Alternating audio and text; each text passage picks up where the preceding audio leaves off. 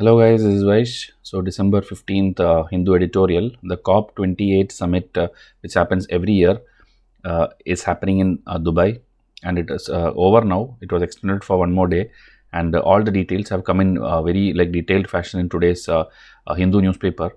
So based on that, if you see a mains question, the COP 28 declaration has left almost all the problems where they were before. Elucidate. Okay, meaning most of the people are unhappy with what has happened here, and there are people who are happy also, but 90% of the stakeholders are not happy with what happened in the Dubai summit.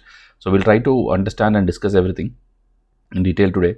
Meanwhile, if you are a Pack 4 or Pack 5 student, there are many students who have till now not confirmed whether they need the free goodies which you are giving or not. So if you need these things delivered at your address, please contact immediately, provided that you are a Pack 4, Pack 5 student. Okay, the remaining students will get it in various other phases, which we'll announce after February. Now, the first batch will be for these people. Okay, the first set of delivery will be for these people, and the 175-day timetable is the last batch which we launched, and we are not sure whether one more batch will come, because to study UPSC you need a lot of days. You cannot just do it in 50 days or 60 days and all. So we'll see whether one more final climax batch can be done for prelims alone. But if you are still not enrolled, you can choose this batch also. Okay, 2025 students, you have a lot of time to study. 575 days plan is there, so come and contact in WhatsApp and we'll tell you how to enroll. So in paper you see, this is COP 28, this is COP 28, this is COP 28 in India's perspective, whether India is ready to tackle the climate change and all. Here again it is COP 28, and here it is Gaza, which we discussed already in the previous episode, and here is a dictionary word related something which is again not useful for your exam. Okay, so if you take the newspaper, almost everything is COP 28 today, and that is what we'll try to discuss. Okay, first we'll discuss these two articles properly, and then this one will be like an interview format. So India's perspective we'll see. Okay, so contact in WhatsApp. If you are new to this channel, I'll add you to the WhatsApp channel also, and also current affair packs, everything you can inquire over there. Okay, so there are a lot of foundation videos which I expect you would have seen by now. If you have not seen, don't start your preparation, don't study any other textbook, watch foundation as the initial step. Okay, so 30th November to 12th December, the COP 28. COP means Conference of Parties. Okay, Conference of Parties happens for everything. Okay, whatever is there under the United Nations, whether it is this CCD, that is the Convention on Desert, combating desertification, that also has COPs. But what we are talking here is about the UNFCCC COP. Okay, UNFCCC, that's the United Nations framework for Convention on Climate Change. Okay, so that UNFCCC has is the most important climatic thing. Like you would have heard that Paris summit and all. That is because it happened in Paris. We are telling Paris summit. Okay, that happened in 2015. Even India has hosted one of the COP. I'll show you in a while. So that is long back. So like that, every year it happens. This time it is happening in Dubai, and they discuss about the same thing, the climate change and all these things. All the leaders will come there, and the leaders will obviously discuss on this, like how to reduce our temperature, the global temperature less than 1.5 degrees Celsius, or at least 2 degrees Celsius maximum is what it should achieve. That is what the UNFCCC leaders have promised on COP 21, that is in 2015 in Paris. Okay, so now again they are coming here, they are discussing all this. You can see Modi is also there. So they are launching a lot of initiatives. Individually countries will launch a lot of initiatives, and you can see a roadmap. If you see, I'm not showing all the COP, but only famous ones which are related to the very important exam point of view. Like COP 3, the Kyoto Protocol, you would have heard greenhouse gases we had to reduce. So that was the most important, or the beginning you can tell of everything. 1997. Then in 2001, this at Marrakesh, we had this again next level of Kyoto protocol, you can tell. COP 8 is when, and the only time I think, when India hosted this COP. In future, I think you will see again India hosting this, because now we have made this big convention centers and made big opened the doors of India to all the world leaders, that they can keep coming here. Like G20 we have done, BRICS we can do, SCO we can do. So that UNFCCC COP also, I think we will see in the future again being hosted in India. So Delhi declaration happened there in Delhi, and then COP 15 you can see 2009. In Copenhagen, Denmark, where again $30 billion were promised by developed countries. Then in Poland, it happened in the COP 14, where adaptation fund under Kyoto Protocol was launched. COP 13, Bali, Indonesia, where again the Bali roadmap was set. Cancun, Mexico, that is again 2010, where a lot of agreements were signed and the Green Climate Fund was established. These are all they can ask you in prelims. Okay, COP 18, the Doha, Qatar. Doha Amendment to Kyoto Protocol happened, and again they are reducing, telling like this much you should reduce. And then Warsaw, Poland, it happened in 2013, where the Warsaw Framework for RED Plus was done. So like this, there are many initiatives, and UPSC have already asked questions on most of these things. Okay, so we'll see again after this. COP 24 2018 again in Poland. If you see, Poland has multiple times hosted this, okay, hosted the COP summit. Then the most important, the France summit is there, Paris Agreement, where we told below 2 degrees Celsius we have to reduce our climate or restrict our climate change. Then climate financing by rich countries, where $100 billion funding by rich countries was promised, but till now it has not yet happened. Then COP 26 2021, last one or the previous one before that was in UK. In close to Scotland, you can tell. So their net zero target of 2070, India announced. Okay, net zero doesn't mean completely zero. It means how much ever we emit, that much itself we'll store also. Okay, in the form of like forest or mangroves and all, we'll store it also. So that India has promised some things there. And then Glasgow breakthrough agenda by 41 countries plus India was announced there. Now, last time in Egypt, the loss and damaged fund was told, and this time it has been properly established in COP 28, which we'll see now. And there a lot of things were there. Okay, African Carbon Market Initiative, Action for Water Adaptation. So UPSC can ask this by these alliance and these terms and all. They will tell like which COP summit they have launched it. So it's very difficult to remember, but still you have to do this. Okay, YCIS students will get revision charts also, where all these are compiled again in detail. So you can study from that as well. Now COP 28 takeaways. Okay, till now I have not gone to the Hindu. Before that itself I am telling you all the outcomes of summits and also COP 28, if you see, transition away from fossil fuel. Nearly 200 countries agreed to transition away from the fossil fuels, and this is the first time that countries have made such a pledge. Okay, because usually we'll tell only carbon dioxide or only coal, we'll tell one thing only, but here the entire fossil fuels has been promised. Then global renewables and energy efficiency pledge. Okay, so one more pledge where the signatories, the countries, have told like they will triple the renewable energy capacity to at least 11,000 gigawatts by 2030, and the countries must double their global average annual rate. So like that, many very detailedly they have given different things. And the loss and damage fund has been operationalized. Okay, the one which in Egypt they had announced or launched, now they have operationalized it and telling like the developed countries especially, they should contribute to this, and it's worth about US dollar 800 million. The World Bank will be the host for the fund for the first 4 years. So like this, different prelims factors being shown here. Then there is global goal on adaptation, which was actually in Paris summit they had announced, but now only they are putting out a proper draft text, but I don't think a proper outcome has come, and that is what we will discuss in the Hindu today. Then global cooling pledge, 66 national government signatories committed to working together to reduce the cooling related emissions, okay, by at least 68% globally relative to 2022 levels by 2050. Then tripling the nuclear energy also. Okay, so that also they are telling by 2050 you should triple the nuclear energy capacity. Then coal transition accelerator, France along with many other countries have introduced this coal transition accelerator. So they are trying to bring the best practices in how to transition away from the coal. Then CHAMP initiative, the full form is this, Coalition for High Ambition Multi-Level Partnership for Climate Action. This was launched, and this is again for implementing and monitoring all the climate strategies. Then climate financing, that is under the new collective quantified goal for climate finance. The wealthy nations have to give at least $500 billion by 2025 to the developing countries, but these are all will be in paper only. Most of the things won't happen because even the previous ones have not been fulfilled. Okay, so now we will start with what is there in the Hindu, or what the author is trying to tell. So much rested in the on COP 28, we have the first 5-yearly global stock take. So this term also you would have seen, global stock take. That is, remember 2015 in Paris, we told in COP 21, we told that we will reduce the temperature by 1.5 degrees Celsius or limit it to a maximum 2 degrees Celsius.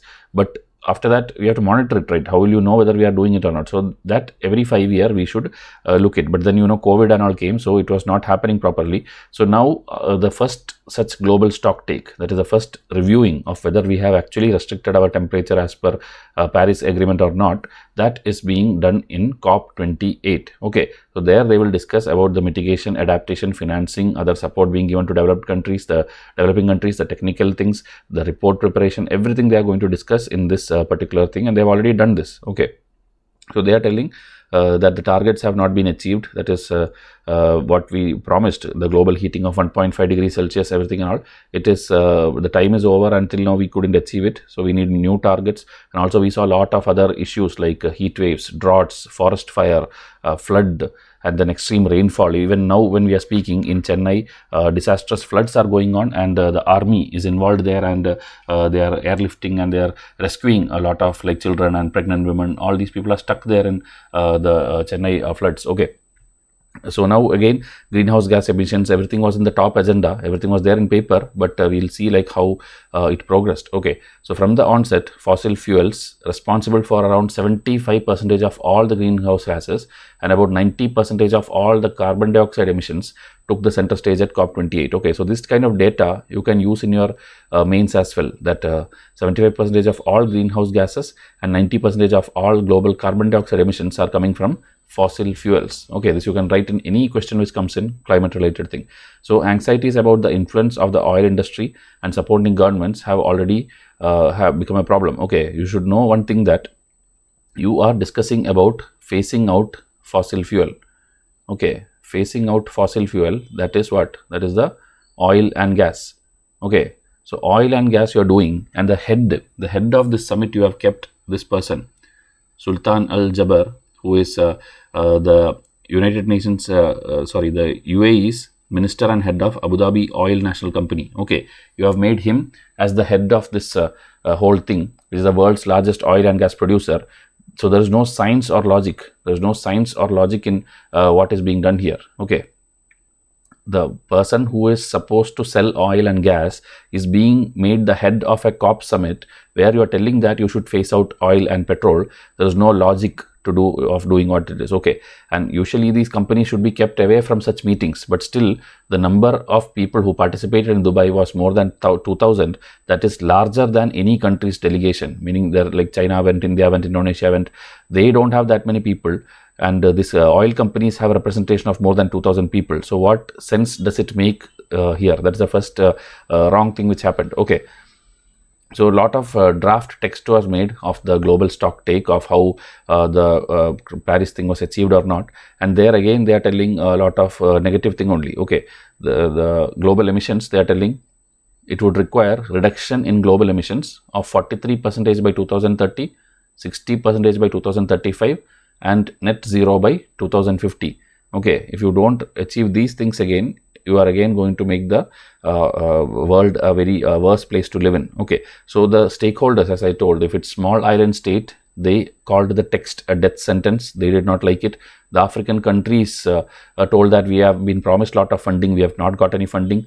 The European Union threatened to walk out, saying that you cannot attain whatever these people are telling in this thing. The draft is very poor. So nobody is happy. Okay, nobody is happy with what has happened in this. So the COP was extended by a day, and a fresh text was enabled again, because only then you can end the summit. You have to have some consensus, and finally some funding related clauses and something was put, and finally it ended. But again, it has lot of loose definitions. Okay, most of the advanced technology related thing or the carbon capture related thing, the storage related thing, it's all mentioned, but it is not defined. Okay, and also it is not mentioning properly about the equity or the common but differentiated responsibility. Okay, CBDR, that is, it is common that everybody has to contribute it, but it should be differentiated responsibility, meaning the people like USA, UK, Australia, all these people who did a lot of emissions during the industrial revolution time, you people have to put more funding. Okay, so obviously more pressure will come into USA, but they will somehow try to avoid that in the text and all, and that is what has happened also. Okay, it did not take into consideration the financial support which was to be given,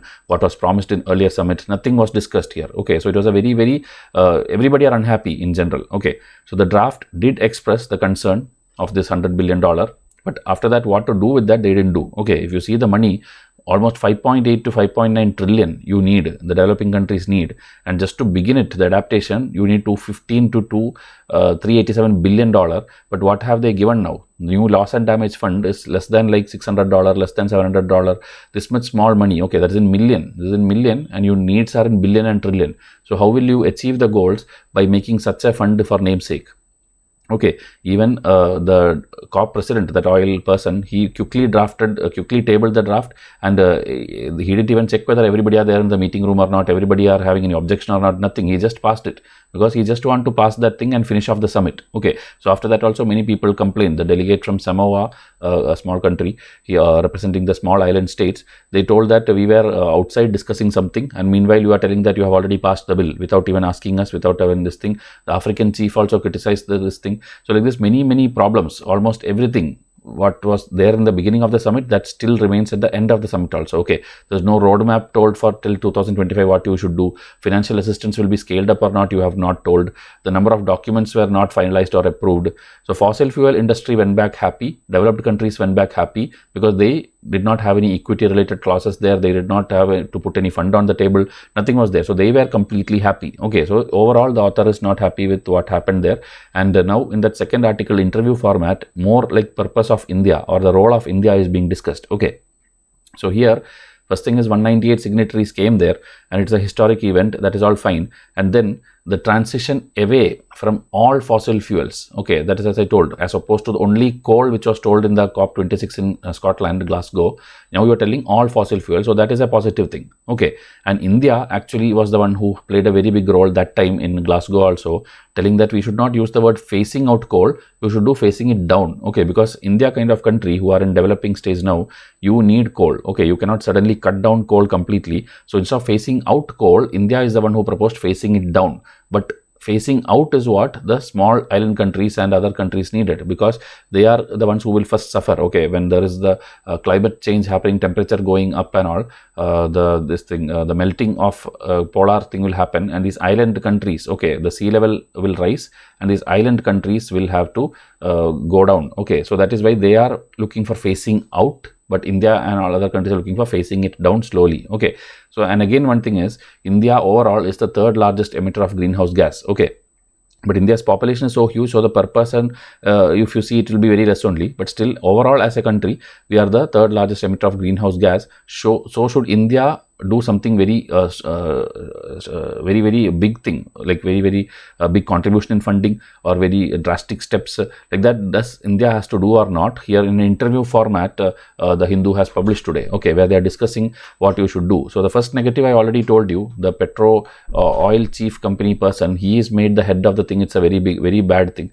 And then loss and damage fund, even though you have operationalized and it's a hard-won victory, it is not enough. The fund where they are giving is only in millions, but you need it in billions and trillions. Okay, then a lot has been mentioned about moving to renewables. Okay, but there is no much proper mention about nuclear things, and then technology, the storage. I told you there are many other things which has loopholes in the draft. The draft is not good. Okay, they've just mentioned like triple the nuclear, triple this thing, like that in paper anybody can write, but what is the pathway to it, how you will achieve it, what will be each country's contribution, such things are not told, and so the fossil fuel people will continue in business properly without any issues. Okay, so again, as an interview, they are discussing here, they are asking to each other certain questions, and they are telling the subsidies for fossil fuels, this is something which must go. Okay, you know that fossil fuels like petrol and all, when the price goes up, or this things will affect the politics also, election also. So in countries like Pakistan and all, what they do is they give subsidies, okay, so that the price, even though it increases, the people don't have to suffer.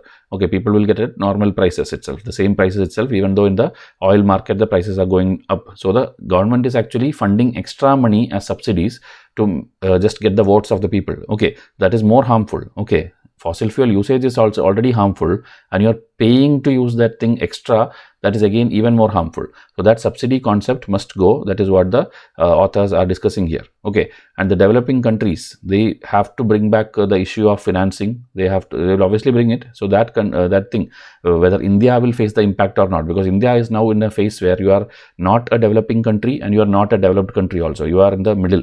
So whether you should also contribute funds like USA and all is doing, or whether you should be in the beneficiary section alone, that is the confusing part for India.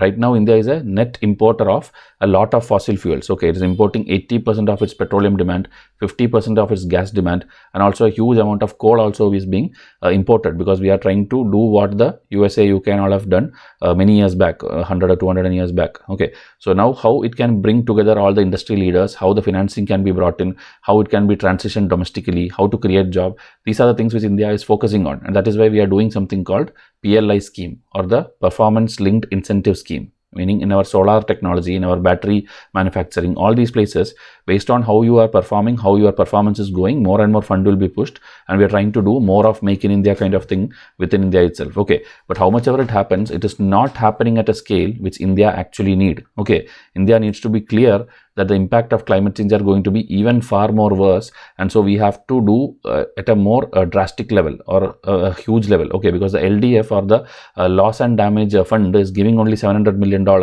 whereas we need trillions of dollars to address the climate. So India kind of countries has to do certain things to teach others also how to decarbonize several sectors, because many people don't know that also. Okay, many of the small countries don't know how to decarbonize or how to come out of it. Okay, so author is again not happy that we are not trying to solve this 1.5 degree thing, and India also, which is important for the neighboring countries or the vulnerable countries in the Pacific Ocean and all. More and more emissions, more and more loss and damage, all these things are going to happen. Even India is going to see, and that time obviously the fund, okay, this LDF fund, the question is whether India will be putting money into it or whether India will be withdrawing money out of it, because India is also having floods issues, storms, heat waves, many things India is also facing. Okay, and in developing countries the transition is very, very slow. Okay, India is only, I think, one of the country who is doing at a very higher pace. We are increasing our targets and all, but other countries are not even able to generate even 1 gigahertz, 1 gigawatts or that kind of thing. Okay, and again India's situation is like a catch-22 situation, as I told, because when you are arguing for this common but differentiated responsibility, you are arguing that coal should be phased out. You have to also look the GDP also, because Indian GDP is what we are trying to grow up to $5 trillion economy and all.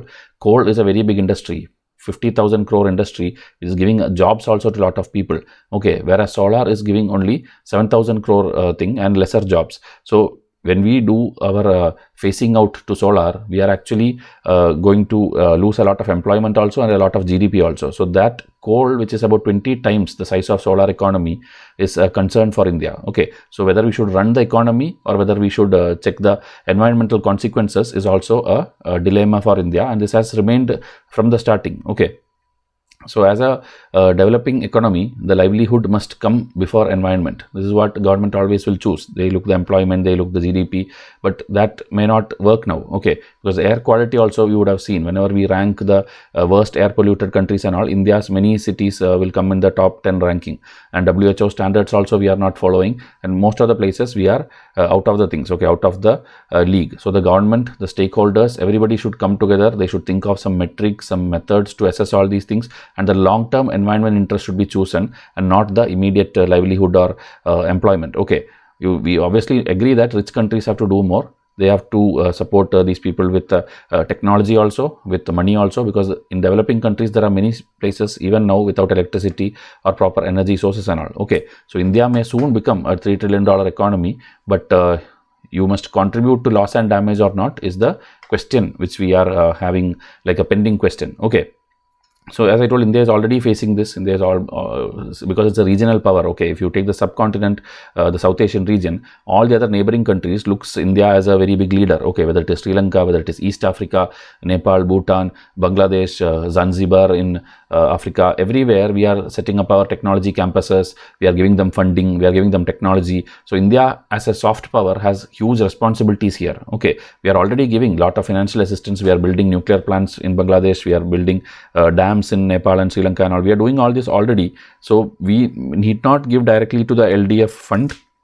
but we should continue doing what we are doing by giving these assistances. Okay, and the NDMA, National Disaster Management Authority also, they are playing a very big role in the neighboring countries. Whenever any earthquake happen, anything happens, they are going and helping them. Okay, so in monetary terms, maybe we will not be able to contribute to the loss and damage fund, but we are continuing to help our neighbors like Bangladesh and others for disaster management. Okay, so here one extra prelims facts I am giving you in this page. That's the last slide. Santiago network. Okay, this was mentioned in today's today's newspaper. So this is actually a platform established under UNFCCC only. Okay, in the COP 25 in Madrid, Spain, it was established as part of the Warsaw International Mechanism for Loss and Damage. So in that many countries are there, and the author was telling India also should join this network and then try to support all the developing countries and address their loss and damage issue. And also this can be a prelims question, Santiago network. And then other things which was discussed in COP 28 summit was, one is India launched something called Global River City Alliance. Okay,